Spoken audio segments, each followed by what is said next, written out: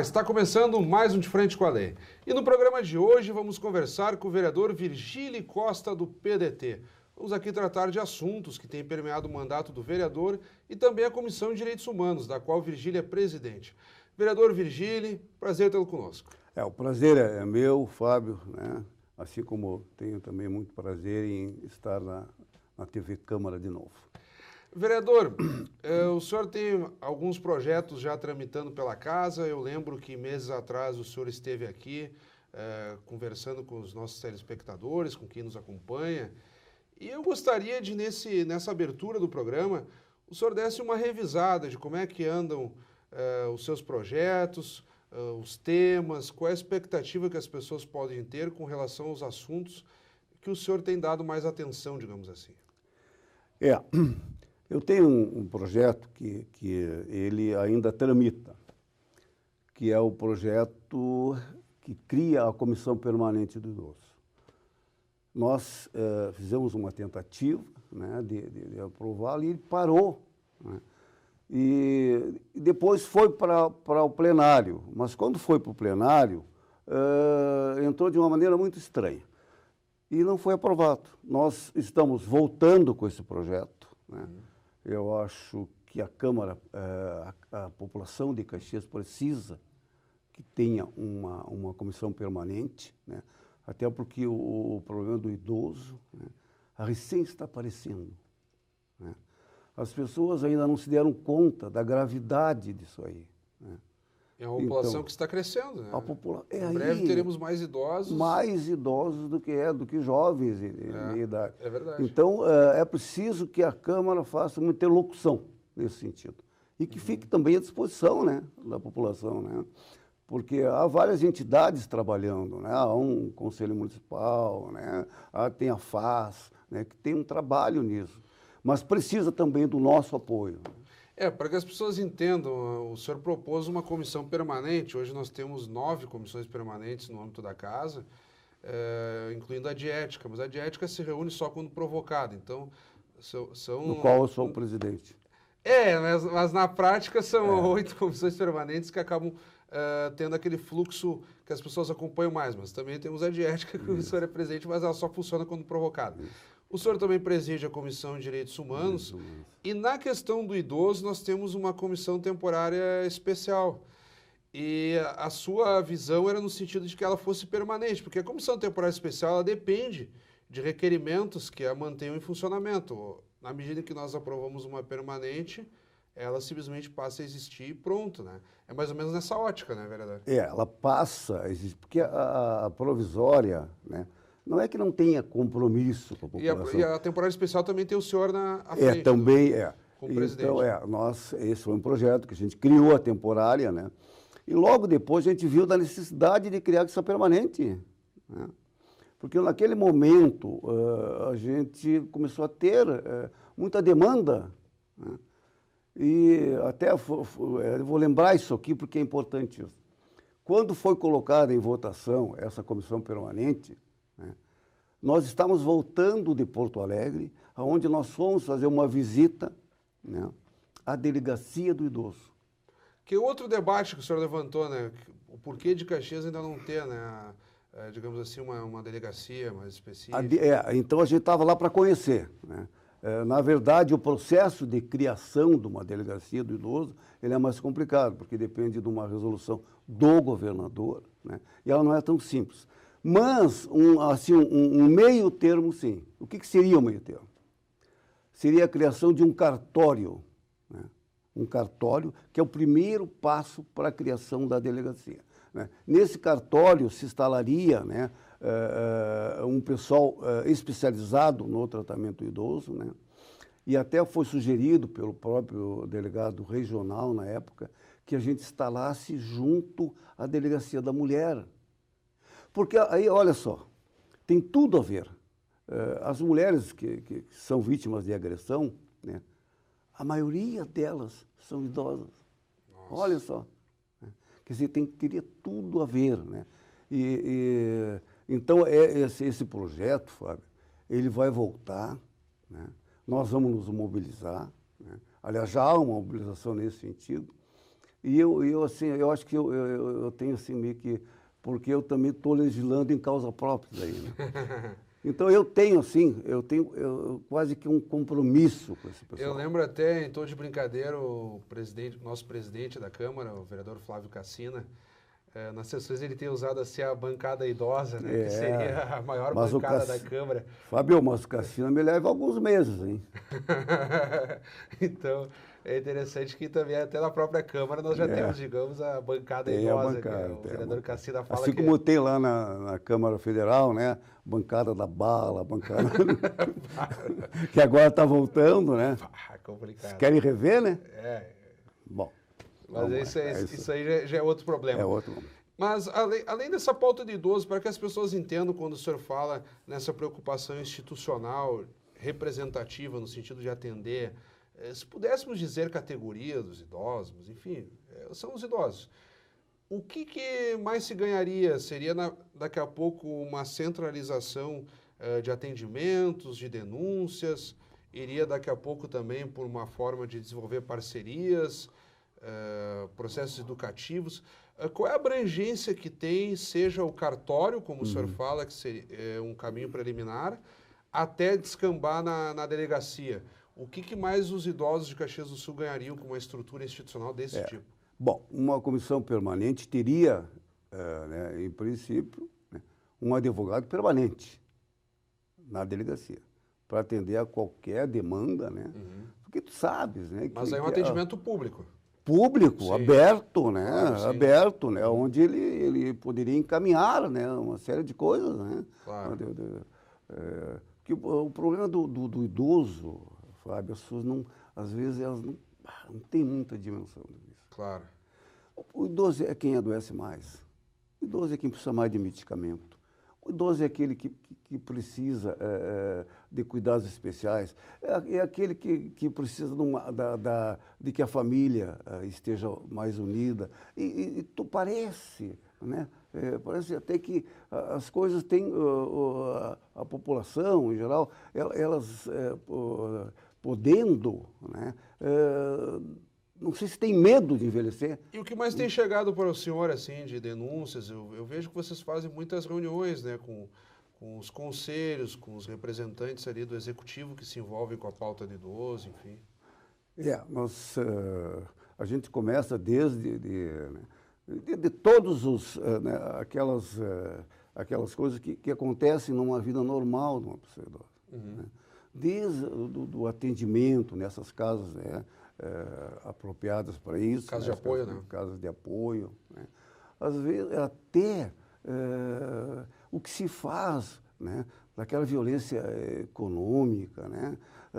O que se faz naquela violência do salário mínimo. Né? Eu lembro que o senhor falava muito do crédito consignado em outras vezes também. Consignado, violência econômica. Violência econômica. Né? Que os bancos fazem toda uma publicidade querendo abocanhar o salário do idoso, né? Oferecendo vantagens que depois tu sabes que quem vai pagar, a maior parte das vezes o dinheiro não é para o idoso, é para a família, para um filho, para um neto, comprar carro, comprar coisa. E uma frase até desculpa interromper, uma frase que o senhor falou logo no início da legislatura, nas primeiras entrevistas que eu fiz com o senhor. O senhor comentava assim, o lucro, quando ele não pressupõe risco, né? Ele acaba sendo imoral. Imagina, porque, na verdade, o banco vai lucrando com um salário que ele sabe que está garantido. A aposentadoria vai entrar todo mês, e aí já abocanha aquele percentual. Conta no banco. O que eu falei foi uma frase que não lembro bem do escritor, que ele falava, né? Que a única justificativa moral do lucro é o risco. E nesse caso é exatamente o contrário. Não tem risco. Então passa a ser, na verdade, um golpe no idoso, né? Passa a ser né? Então, olha só o que tem, o que essa comissão permanente, né, poderia ajudar. Poderia dar todo o amparo, né, informações, poder encaminhar, né, esse pessoal para uma delegacia especial que um dia vai ter, né? Que é uma questão de tempo isso. Né? Claro. O senhor fala no sentido também da Câmara sair na frente e começar a mobilizar essa atenção política e institucional aos idosos. Mas, mudando um pouquinho de assunto, vereador, o senhor, no âmbito da Comissão de Direitos Humanos, que tratamos brevemente até aqui, o senhor como presidente, Comissão de Direitos Humanos, Cidadania e Segurança da Câmara, tem provocado alguns debates e um deles diz respeito à dependência química. Vieram para cá os órgãos que têm se dedicado à recuperação, ao atendimento, e aí é uma cadeia enorme, porque tem a parte vinculada só à saúde daquele usuário de drogas, as consequências voltadas à insegurança, assaltos, enfim. E o senhor teve uma posição até um pouco polêmica naquele momento e que causou uma certa estranheza junto a alguns colegas seus vereadores, para quem faz a cobertura diária acompanha, que é o meu caso aqui na Câmara. E o senhor apontou, inclusive, para um estudo voltado a, quem sabe, descriminalizar algumas drogas e começou exemplificando a partir da maconha, que é um debate internacional que vem acontecendo há alguns anos também. Isso aí. A última reunião foi muito, assim, houve um debate muito profundo. E eu lembro que a gente, né, ouviu todo mundo, dizia o comandante, né, da segurança aqui, da Guarda Municipal, estavam vários representantes da Secretaria da Saúde, que fazem um belo trabalho. Mas o que assim, que me chamou a atenção aquele dia? Conselheiros tutelares. Conselheiro tutelar. O que me chamou a atenção aquele dia?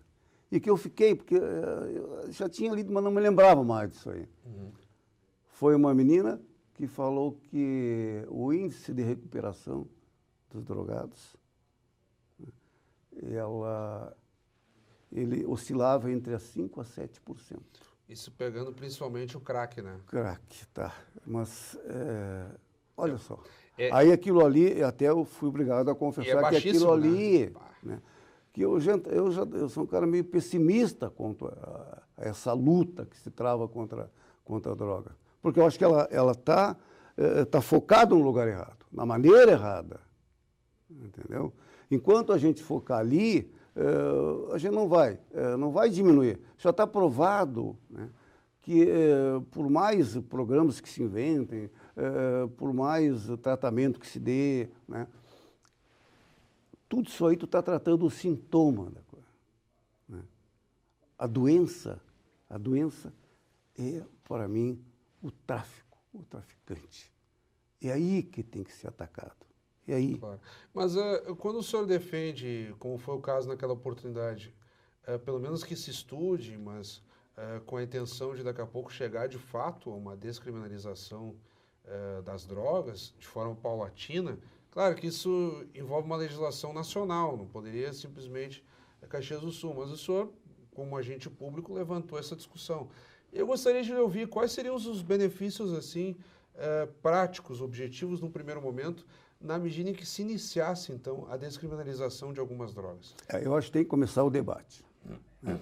A minha posição é que se inicie o debate. Uhum. Tá? Começar por uma droga, né, que já é de uso. Aqui, quem tem assim, um pouco de conhecimento sabe que a maconha é usado diretamente. Até porque nem é lei usar, não é crime usar, né? Uhum. O que não pode é traficar. Ninguém pode prender, ninguém pode fazer uso. Isso está na lei. Até porque respeita a Constituição, até porque diz que tu tem o direito de provocar autodano. É um direito que tu tem. Sim, mas eu digo assim, a descriminalização em si, o que seria que deixar de tornar crime, como tem sido o debate no Supremo Tribunal Federal? No Supremo, né, tem uma posição do juiz do Barroso, ministro Barroso, que eu achei isso muito clara, né, uhum. e bem embasada, né, que ele diz que tem que começar esse debate e que tem que começar por alguma droga, né, e dá exemplo, inclusive, do álcool, do cigarro, que são liberados, né? Mas hoje, como é que está? Como é que seria, na verdade, o progresso que se houve? A descriminalização do porte, né? Nesse sentido. Olha só o que houve com o cigarro. Uhum. Hoje, tu não vê ninguém mais fumando em parte nenhuma, quase. Tu tem que te esconder para fumar, senão tu fica com vergonha. né? Tu não pode fumar mais em restaurante, cinema, nem no hall, num bar, tem que sair para a rua, tem que te esconder. Né? Tem aeroportos aí que eles têm um fumódromo, que o cara entra é uma bolha que a pessoa anda para dentro para fumar, né? Mas isso aí começou um dia. Começou proibindo a propaganda em TV, em rádio. Começou assim. Mas se eu estou correto com relação ao seu raciocínio, pegando a citada reunião de semanas atrás no âmbito da Comissão de Direitos Humanos, o seu enfoque também era no sentido de não deixar livre esse mercado das drogas de uma forma paralela. A sua ótica daqui a pouco é atingir o traficante até tributando, né? De que ele participasse da cadeia econômica e também contribuísse, mais ou menos como fizeram no Uruguai, né? É que o jovem, né, a juventude, né, ela, na verdade, tem aquela coisa de todo jovem que é o confrontar. Né? E, na verdade, até tem muito de direito de fazer isso, né, porque a gente deixou um país meio atrapalhado para eles. E a maneira de se confrontar, de dizer assim, eu não aceito esse teu estado de coisa que tu me deixou, esse teu país que tu deixou para mim, é fazer o quê? Aquilo que é proibido. É a maneira de confrontar. Se tu liberar isso aí, não liberar de tudo, não é liberar assim, agora o governo vai fiscalizar e vai distribuir droga, não é assim. Não é assim. Mas o senhor fala até daqui a pouco, na medida que fica mais claro como é que funcionaria o porte, o próprio uso de drogas, claro, em determinadas quantidades. O senhor chega a pensar numa tributação dessas pessoas que vendem, quase como um efeito, vamos supor, com bebida alcoólica, com cigarro, passaria a fazer parte da cadeia econômica. Olha só, porque essas coisas assustam. Tu fala isso aí, se assusta. Claro. Tá, mas quando tu vê 3 ministros, né, do Supremo defendendo, né, a descriminalização, quando tu vê, por exemplo, o Fernando Henrique Cardoso, ex-presidente do Brasil, o Clinton hoje o Fernando Henrique Cardoso está com 87 anos. Eu vi entrevistas recentes dele defendendo. Eles montaram aquele grupo de ex-presidentes, né? Tem até o Bill Clinton, ex-presidente americano, né? Eu tive, quer ver uma coisa, Fábio? Eu tive em Amsterdã uma vez, tá? E eu... Na Holanda. Na Holanda. E fui numa praça em Amsterdã, tá? Onde tinha um vale, como se fosse assim, umas barraquinhas de cachorro-quente, de sanduíche. Né? Ali, os dependentes cadastrados, tem que fazer um cadastro disso aí. Né? Dependentes que não conseguiam vencer, né? Eles recebiam a sua dose. Né? Bom, por que isso aí? Se tu distribui isso, eles não vão para o crime, eles não vão ficar na mão de um traficante. Né? Claro que assusta a gente. Começa, digamos assim, esvaziar o mercado paralelo das drogas. Né? Mas o problema do álcool, por exemplo, da lei seca nos Estados Unidos... Os americanos tiveram exatamente a lei seca nos anos 20. Nunca se bebeu tanto, nunca se ganhou tanto dinheiro com álcool. Foi o tempo do auge do Al Capone, né? Exatamente. O auge do Al Estamos Capone. tratando aí anos 20 do século XX, 1920, por ali. Tá. Porque nós vivemos num país muito injusto. Injusto. As pessoas não têm as mesmas oportunidades. Né? Então é muito fácil. Né? De repente, a pessoa que não tenha uma chance já de nascer bem, numa família estruturada, ele vai ter muita dificuldade. Né? E como é que ele faz? Ele precisa sobreviver, a família também. É muito fácil cair para o crime, é muito fácil isso. Né?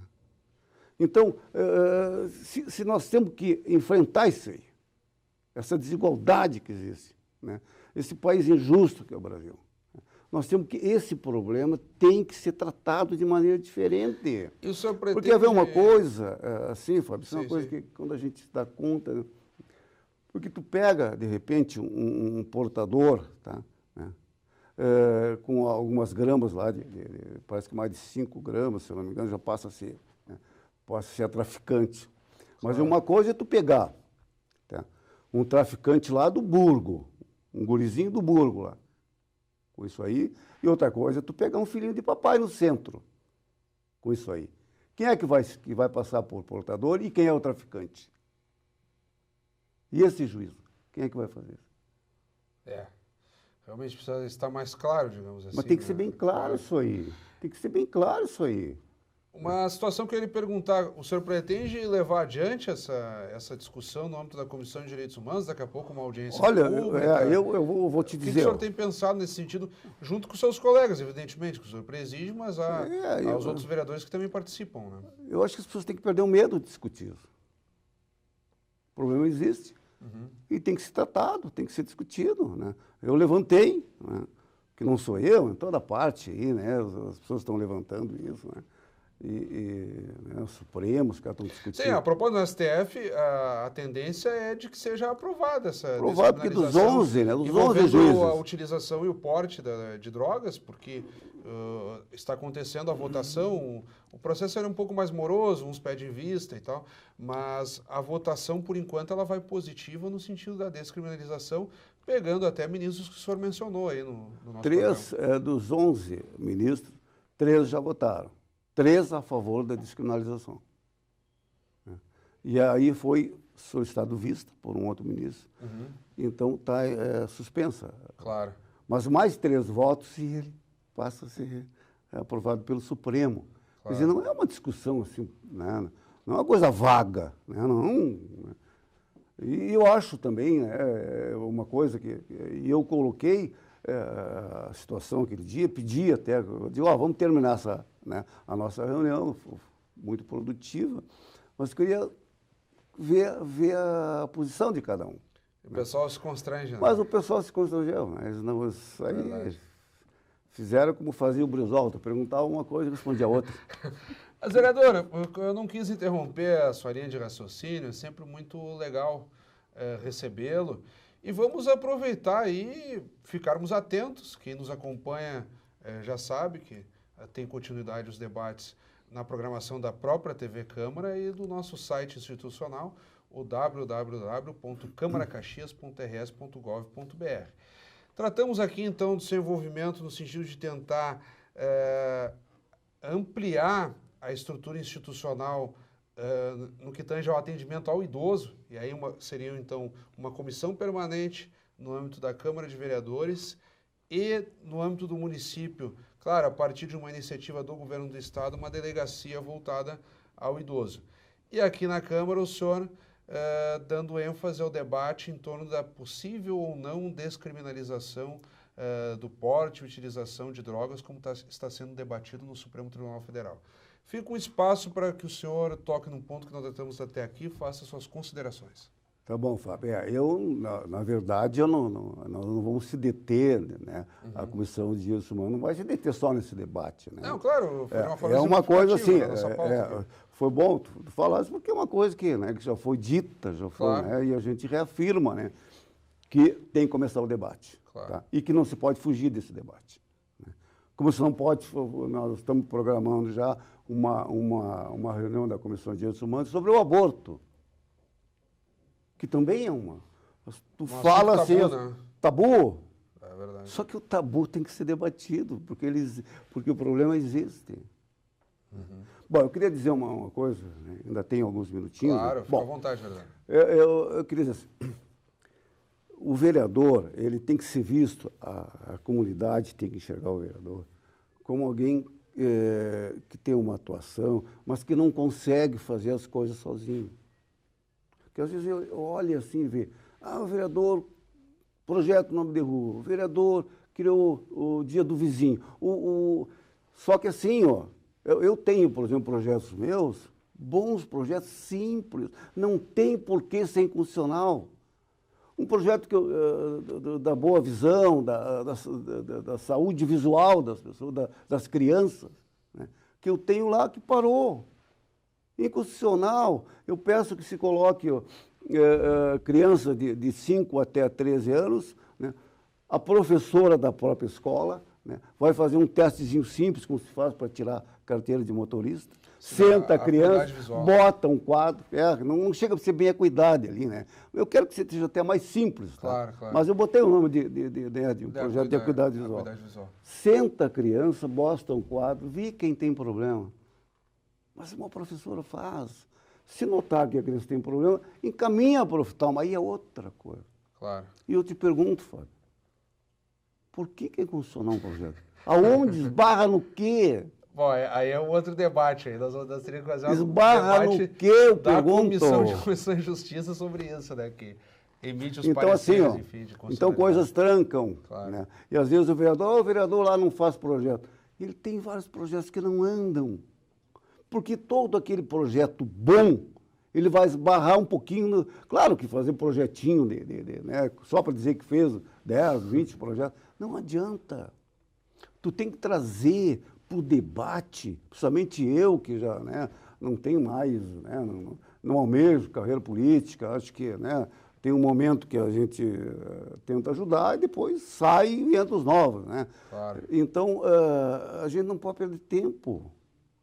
E eu quero que esse ano e pouco que eu ainda tenho, nós vamos trazer para o debate coisas que são tabus, mas que precisam ser debatidas.